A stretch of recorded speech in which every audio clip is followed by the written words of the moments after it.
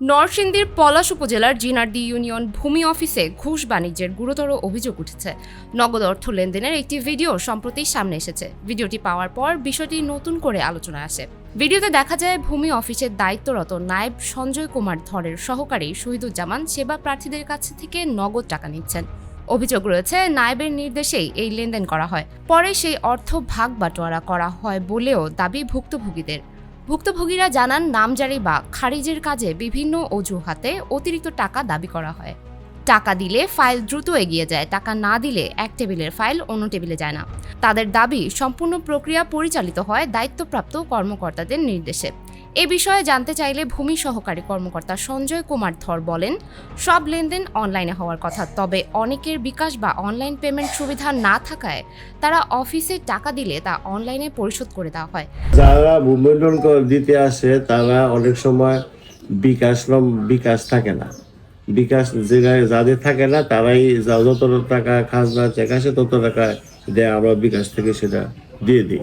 আর যাদের বিকাশ থাকে তারা তো নিজের বিকাশ থেকেই দেয়। আর যারা এই অনলাইনে আবেদন করে অনেক সময় হারা নিজে তাই দিয়ে দিই, আমরা মঞ্জুর করে দিয়ে অনুমোদন দিয়ে দিই। এই তো এত লিখিত। তিনি স্বীকার করেন, আইনের দৃষ্টিতে এটি বৈধ নয়, তবে জনগণের সেবার স্বার্থেই এ ব্যবস্থা নেওয়া হয়েছে বলে দাবি করেন। আমরা তো জনগণের স্বার্থে অনেক সময় করতে হয়। আইনে আছে কিনা? হ্যাঁ, আইন আছে, তার বিকাশ থেকে দিতে হবে। না, আইনে এটা আছে কিনা যে আপনারা না না আমি বলি, আইনে এটা আছে কিনা যে আপনারা টাকা নিয়ে আপনাদের বিকাশ থেকে দিয়ে দিবেন, এরকম আছে কিনা? কারণ যাদের বিকাশ থাকে না, বিভিন্ন এজেন্টের দোকান আছে, বিভিন্ন ভাবে দেওয়ার সুযোগ আছে। অনেক দোকানই না এখানে, কোথেকে টাকা দিব? দোকান আছে না, এখান থেকে খাজনা কাটার মতো দোকান নাই। আচ্ছা, মানে মূল কথা হচ্ছে এই জনগণের সেবার সাথে আইনের বাইরে গিয়েও আপনাদের এইটুকু করতে হয়, তাই তো? করতে হয় সামান্য। বেশিরভাগই বিকাশে দেয়, যাদের বিকাশ নামা থাকে, বিকাশে আছে তারা দিয়ে দেয়। অন্যদিকে উপসহকারী নায়েব শহীদুজ্জামানের সঙ্গে যোগাযোগের চেষ্টা করা হলে তিনি ফোন রিসিভ করেননি। পলাশ উপজেলার সহকারী কমিশনার ভূমি মোহাম্মদ রাকিন মাসরুর খান বলেন, সব লেনদেন অনলাইনে করা বাধ্যতামূলক। নগদ অর্থ গ্রহণ বা ঘুষ বাণিজ্যের কোনো সুযোগ নেই।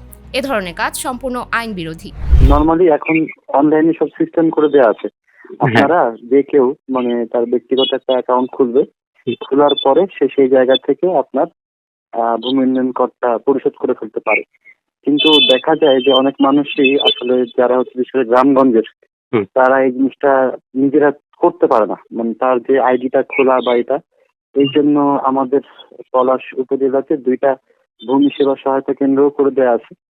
আর এছাড়াও দেখা যায় অনেক সময় মানুষজন ইউএলওর অফিসে, মানে ইউনিয়ন ভূমি অফিসগুলোতেও যায়, তখনও তারা সহায়তা দেয় না। আমরা তো অভিযোগ পেয়েছিলাম, ওইটা হচ্ছে মানে এই যে টাকা খাজনা ওর থেকে একটু বেশি পরিমাণ দিলে ওরা ওইটার একটু সহযোগিতা করে। তো না, এটা পুরোপুরি অন্যায় বা অবৈধ। আপনার শুধুমাত্র যেটা করতে পারে সেটা হচ্ছে আপনার যে কোনো লোক এসে তাকে হয়তো জিজ্ঞেস করতে পারে যে আমার যে হোল্ডিংটা সেখানটাতে আমার কত টাকা খাজনা আসছে।